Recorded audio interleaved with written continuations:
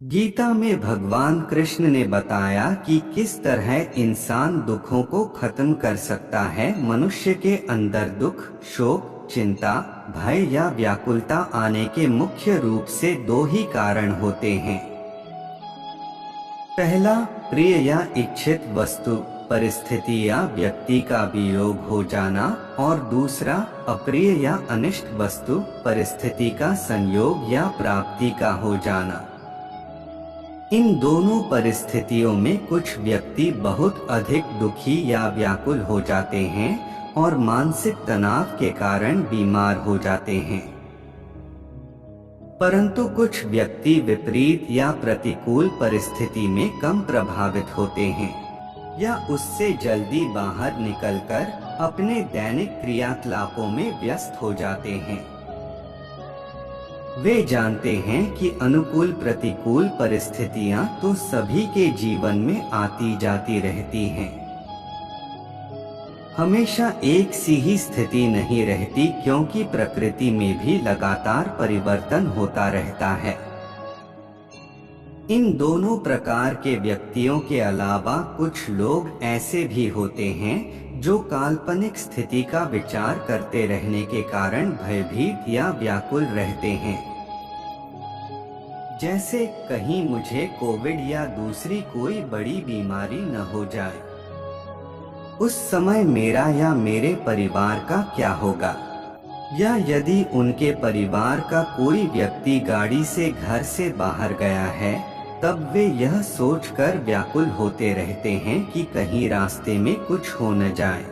भगवान ने गीता में कहा है कि जिस मनुष्य के व्यवहार या क्रियाकलापों से दूसरे मनुष्य उद्विग्न या व्याकुल नहीं होते, या वह स्वयं भी दूसरे मनुष्यों से उद्विग्न नहीं होता, जो सुख दुख या ईर्ष्या, भय और उद्विग्नता से रहित है, वह मनुष्य मुझे प्रिय है। इस श्लोक में भगवान ने 3 बार उद्वेग के विषय में कहा है। अन्य शास्त्रों में भी 3 प्रकार के ताप या दुख का जिक्र आता है। गीता में आता है, दुखों की प्राप्ति होने पर जिसके मन में उद्वेग नहीं होता, सुखों की प्राप्ति में जो सर्वथा इच्छारहित है, जिसके राग, भय और क्रोध नष्ट हो गए हैं, ऐसा व्यक्ति स्थिर बुद्धि कहा जाता है। इसलिए स्थिर बुद्धि वाला मनुष्य उपरोक्त तीनों प्रकार की परिस्थिति आने पर भी बहुत व्याकुल नहीं होता। उसमें कोई बहुत बड़ी हलचल नहीं होती, वह शांत रहता है। तब वह अपना कार्य और भी विचार पूर्वक सावधानी के साथ करते हुए उस प्रतिकूल परिस्थिति से बहुत शीघ्र ही बाहर निकल जाता है। यदि हमें अपना कार्य पूरा करने के बाद इच्छानुसार परिणाम प्राप्त नहीं हुआ, तब हमें व्याकुल होने के स्थान पर उस पर भली भांति विचार करना चाहिए कि कहाँ पर हमसे कमी रह गई। उस पर ध्यान रखते हुए भविष्य में फिर प्रयास कर सकते हैं। इसी प्रकार हमारे प्रति दूसरों का व्यवहार या उनकी क्रियाओं पर हमारा वश नहीं है, तब हम उनसे अपने मन को क्यों व्याकुल करते हुए अपने स्वास्थ्य पर प्रतिकूल प्रभाव डालते हैं।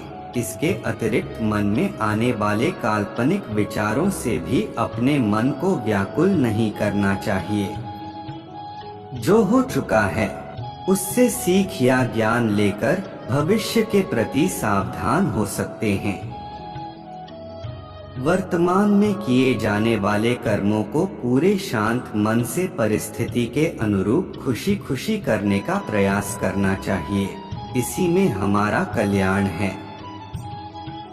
इसके अतिरिक्त दूसरों की उन्नति होने पर हमें उनसे ईर्ष्या का भाव रखकर अपने मन को मलिन या व्याकुल नहीं करना चाहिए।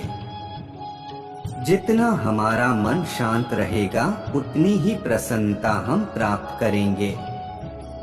स्वस्थ जीवन के लिए शांत और प्रसन्न रहना आवश्यक भी है।